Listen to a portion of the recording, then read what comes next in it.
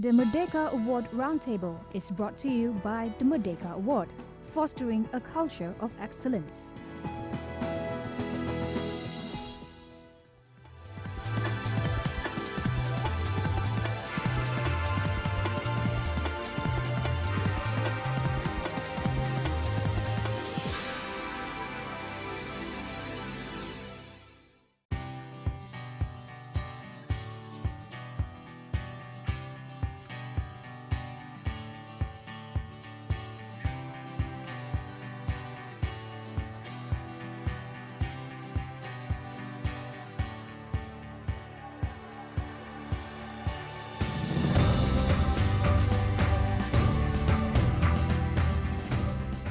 Malaysia, like many countries around the world, is fast becoming an aging nation. And this is primarily driven by two things. Number one, people are living longer. And secondly, the birth rate or the fertility rate is falling. So the proportion of old people within the total population increases. But for Malaysia, we are projected to become an aging nation by 2030, whereby 15% or more of our population is over 60 years old. And this demographic change will have profound social and economic impact or implications. I would touch briefly on the theme of our discussion today, whether it's going to be a drag or an opportunity. It will be a drag if we are caught unprepared, Cynthia. But if we plan from now and even our past policies to build on that, then it can be an opportunity for us. For instance, when you talk about the population that is productive in the productive economy with good education, with our investment in human resource development, human capital in the past could become our dividend, what you call the demographic dividend, when the fertility rate drops and the working population increases in proportion. So that will be an opportunity for us. But our social policy and other kinds of policies, our economic policies, has to be in place in order for us to be able to seize the opportunity of the aging population. On social policies, I'd like to go to Nur Hisham. Have Malaysia made enough preparations in that sense to prepare for the aging population? Well, in my opinion, probably not. Our social system is mainly geared towards a wage earning population. It's predicated on a labor force that's really based on the Industrial Revolution, on a factory worker, on somebody who's earning a salary on a regular basis. And that's the basis for what EPF does. We take contributions from wage earners.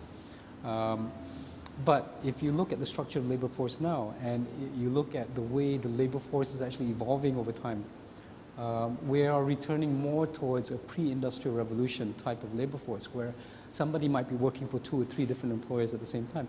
They won't be earning a wage, they'll be earning a commission, they'll be earning a fee, and our social systems aren't geared for that.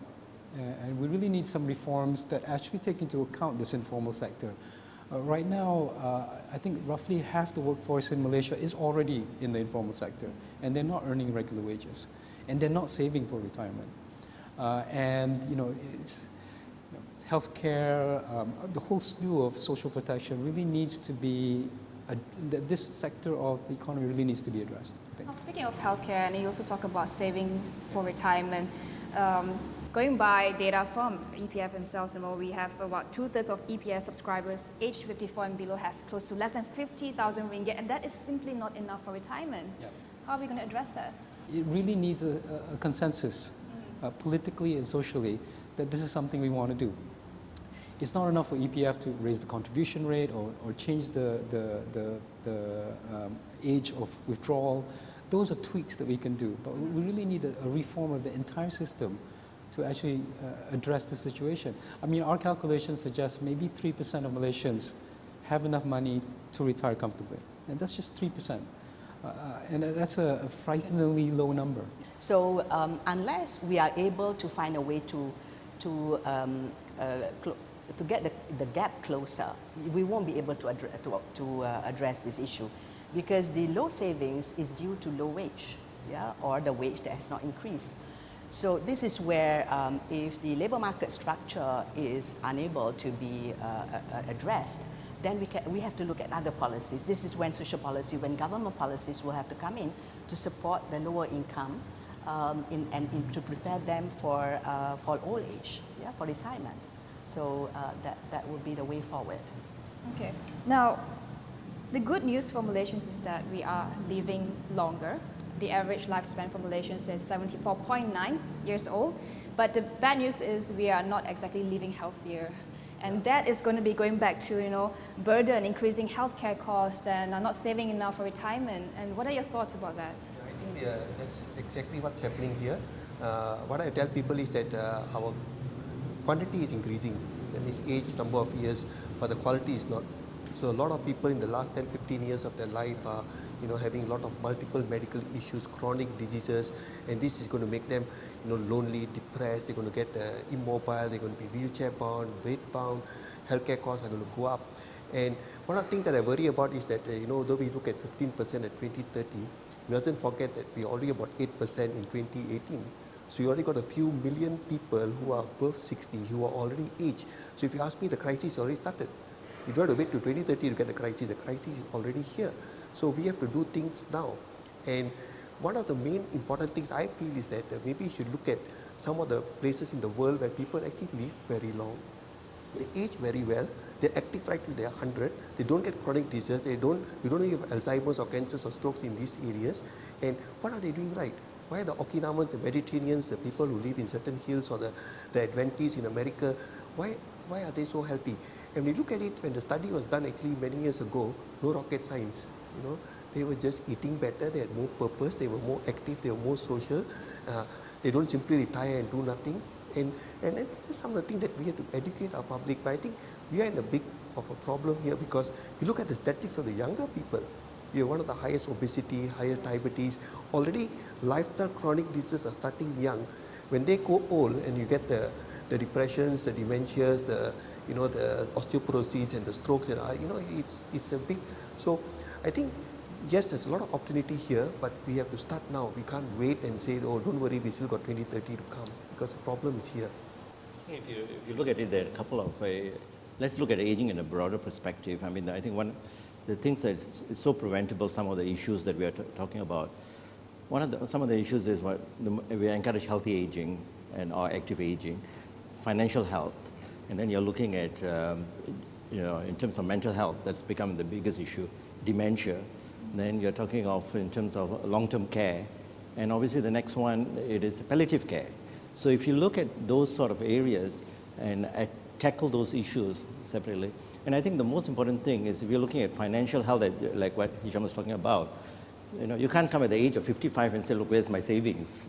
So I think the most important thing is prevention of illness processes, and that will help tremendously. So education plays a part. I can put up billboards, but people just read and pass by the billboards and go. Financial health is one of the main issues people worry when they get old. I don't think it is aging. People look at aging as a negative perception.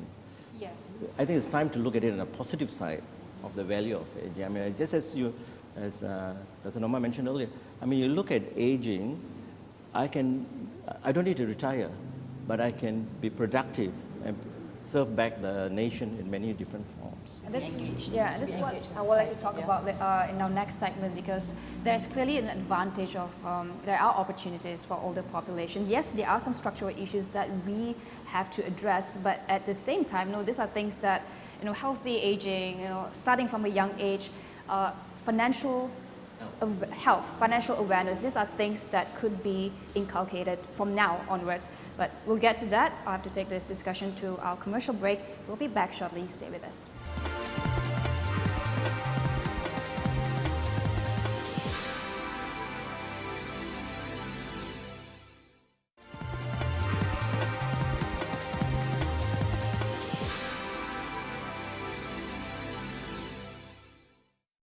Let's look at countries who are facing an aging population, where aging population is well underway. We've got places like Singapore, we've got places like Thailand, and we look at what they are doing to respond to that demographic change. What are lessons that Malaysia could learn? Perhaps I could start with Hisham. Okay, I think we lack the infrastructure. I mean, Prof and Dr. were talking about, just encouraging walking. The way Kuala Lumpur or any of our cities are actually laid out, walking is actually very difficult. Taking public transport is very difficult. I mean, if you're talking about healthy aging, you want people to be able to move around and, be part of society. And we actually make it quite more difficult than it should be.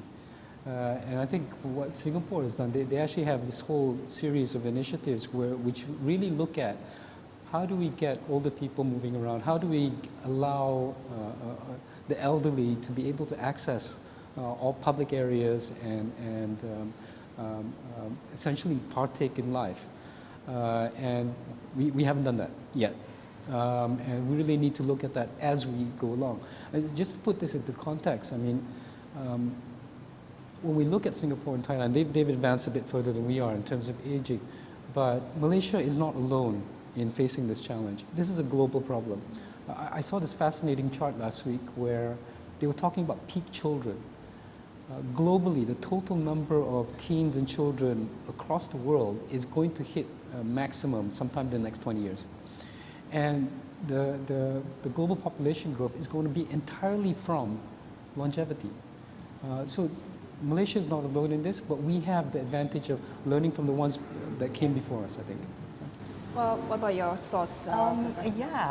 Singapore and Australia, for instance, because of the longer life expectancy, they have a system or a scheme called the bridging jobs, which is post-retirement. So if your retirement age is 60 or 62, then you have a system where employers are encouraged or given incentives in order for them to re-employ these retirees until 65 or so. So the retirement age is gauged with the life expectancy. I mean, imagine for Malaysia, 60 years ago when we got our independence, people live 20 years shorter than we do now in 2017, yeah? So these are the kind of things that we should think about. We may not want to think about extending the retirement age, but we may want to think about how we are going to utilize the resources that we have. Because my generation, the baby boomers, the government has invested a lot and parents have invested a lot in our generation. So the country can benefit, the economy can benefit by utilizing our expertise. And for instance, if I can add one more, in Thailand, they have started their own social policy where basic pension is given to people who reach 60 years old, 500 baht a month. Yeah? Someone who reaches 60, irrespective of their economic background, will receive 500 baht a month, and as you go into 70, you get higher and higher. Yeah? So this is the way how they want to manage, especially the low income. But in our case, we have our own social welfare system, and we also have BREAM. Yeah? So we perhaps, in order for us to prepare for the population aging, we should review or relook at some of our social welfare policies and provide a better social protection in the future. Because all these need not necessarily get to be new funds to be added, but it could be the existing funds that we need to perhaps remanage, reorganize. Yeah? So these are some things that we can learn from other countries. So also to touch about, you mentioned employment opportunities, we mentioned that earlier. Many capable seniors do want to prolong their career, but perhaps on the other side, we look at employers' attitude. Generally, there is this perception that you're older, you are maybe not as capable as the younger generation, but there are tremendous opportunities, like the knowledge, the resources can be harnessed to make it an opportunity instead of a drag to the economy. You can, and I think it's again the mindset of the person who is older. A lot of people, can re-educate themselves, can keep up, with all the knowledge they have, all the wisdom they got, and that can be very resourceful for everyone. But they must have that mindset. Because a lot of times I find people have that mindset. A lot of my patients come to me and sit down and say, "Doctor, sudah tua, I'm old already." I look at the age, they're younger than me, and I get scared, Now I got an 82-year-old anesthetist in my hospital who comes to work at 6 o'clock in the morning. It's the last to leave. He's 82. And he's fitter than all the young anesthetists, So it's again how you age and how you think of it. So mindset is important. And, the idea of age, like I say, is just a number. So don't think that. And it's very important you start thinking like that, whether in your 30s, 40s, 50s, that I'm going to age and I'm going to age very well. and that's important. This is from the individual perspective, the change in mindset. But what about the workforce? I mean, is it conducive enough for all the people to extend their career and to contribute? I mean, if you really look at it, I think, I'm sure Hisham may remember, 2 years ago when we had when SOXA organized a conference, we came out of the conclusion, I think, at that meeting, the word retirement should be thrown out of the dictionary. Remember that? Because, it's a mindset thing. It's thrown to you, retirement.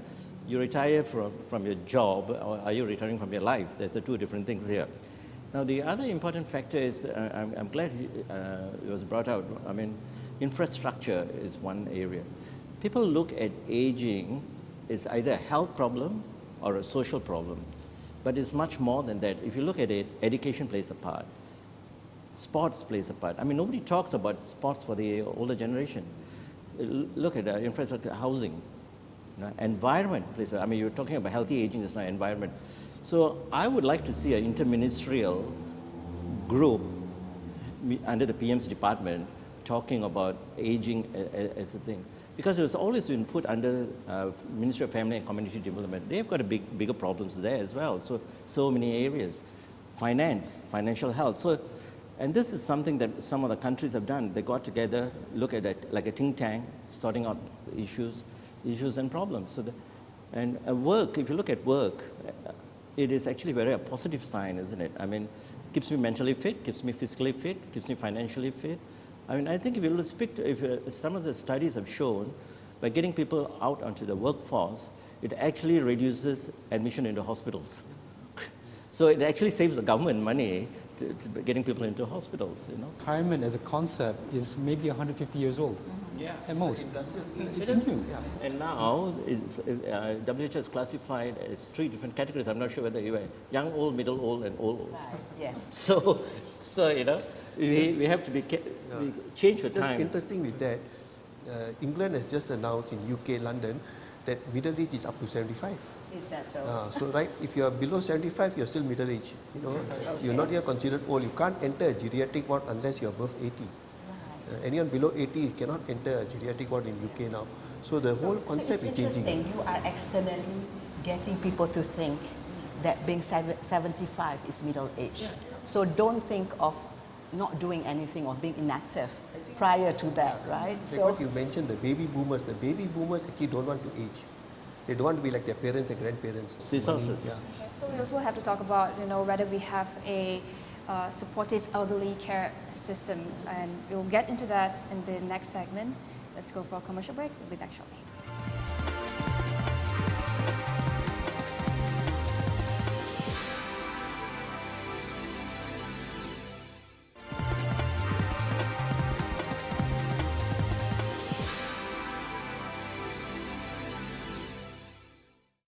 Answering the challenge of an aging population cannot be the government's job alone.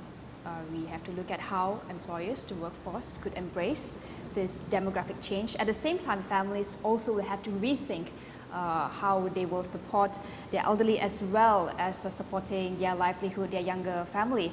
Now, I'd like to go to, this is our last segment, so we want to talk about the way forward and what are support system that is needed, because we talked about earlier about inter-ministries working together, but is that something that we have right now, or perhaps we should look into, Hisham? We do have government bodies looking at it on a holistic basis, but I think it's not moving fast enough.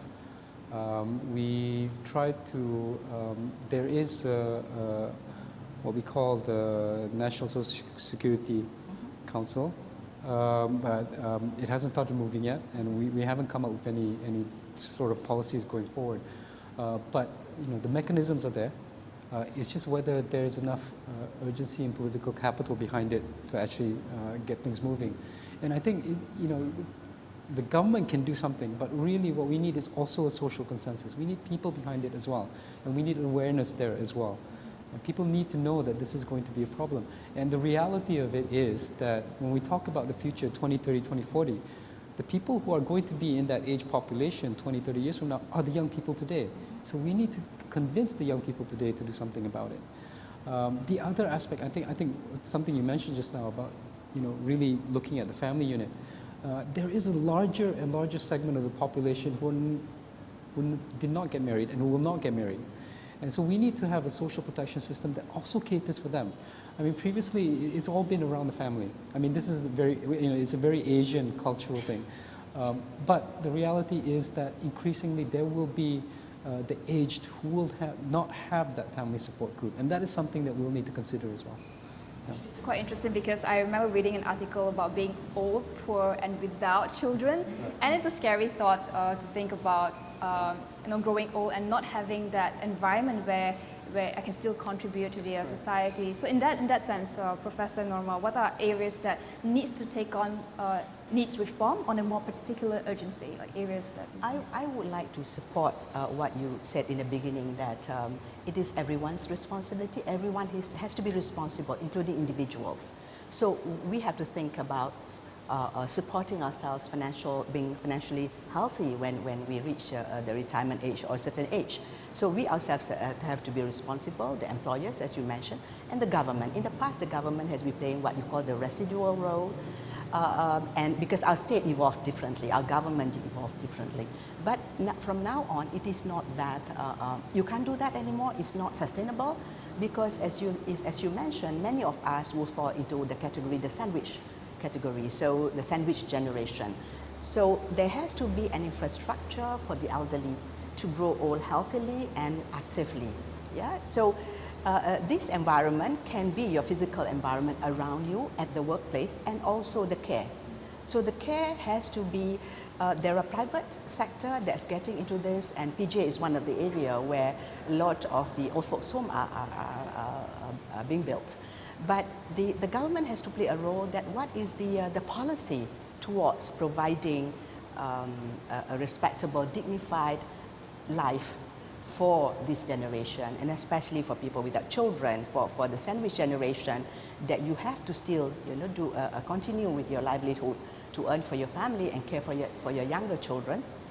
So these are the kind of issues that moving forward, we have to look at this seriously. Everyone has to come together as a nation, yeah? Because providing protection is not a question of charity, it is solidarity. It's an issue of solidarity as a nation. Sustainability is the key, because we can't just depend on government, because that will be increasing burden on the pension system, healthcare system. Can I just mention this? When I said government has set out the policy. The players can be private sector, players can be individuals, can be employers. Yeah. So if the policy is out there, then every sector or every group will know how can they play a role in this new framework that we are moving in that direction.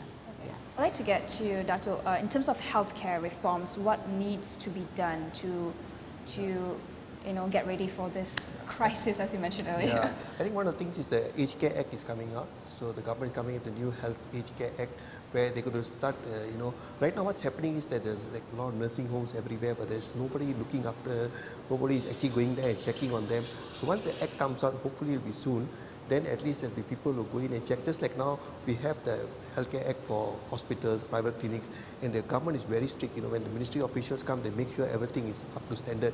Not done for nursing homes yet, so it's really a madhouse there. They don't know difference between residential homes and nursing homes, and could be a healthy adult sitting next to someone with a stroke with a tube, which is not the right thing to do. So once the act comes out, at least that could be streamlined. So we got acute care, we got rehab care, we got long-term care, and that will be actually quite structured. But other thing I want to mention is that all these things coming up, I feel that we should take personal responsibility, because a lot of times, the definition of health is absence of disease. Whereas if you look at wellness, wellness is actually, the definition is proactively doing things every day to prevent a disease. And that's a mindset change, that's a new habit you create. And I think that's how you educate the public. You don't talk of absence of disease, that means you're waiting for a disease. You start doing things to prevent a disease. What you eat, what you do, your sleep, your exercise, it's a real mindset change. And I think that's where we have to focus on educating people. That's where the blue zones have done very well, because in that countries, they have focused on this, on purpose, on social interactions, on nutrition, everything. And I think that's something where we have not really focused on. So I think you have to change your mindset from health, absence of disease, to wellness, proactively preventing disease. I think that's important. One of the other main areas, if you look at it, we were talking about the statistics of people who are aging. If you look around, there's shortage of professionals in the field, because aging has never been in the area in health which is It's not a sexy area to sexy go area into. like cardiothoracic surgery, etc. So there's shortage of geriatricians, there's shortage of occupational therapists, there's shortage of when psychiatrists are specialized in psychogeriatrics areas. So these are areas that should be encouraged by the younger generation to get into, because these are the fields of the future, whether you like it or not. I would like to see an environment that's more elderly friendly, aging friendly, and also that everyone is protected. Every Malaysian is protected, at least with the basic social protection. And Malaysia. I think I'd like to see a Malaysia that's financially secure. I think that's fits in with everything else as well. All right. Thank you so much for your insights, Nuhishan, Professor, Dr. and Professor Nathan. Thank you so much for watching as well. Now, I'd like to thank this location who's hosting us, Batumi Atelier, for hosting the Merdeka Award Roundtable. And if you do have questions, queries, feedback, you want to know more about Merdeka Award, do head on to our website, and of course you can find us on social media, Facebook and Instagram. Once again, I'm Cynthia Ng. Thank you so much for watching. We'll see you again.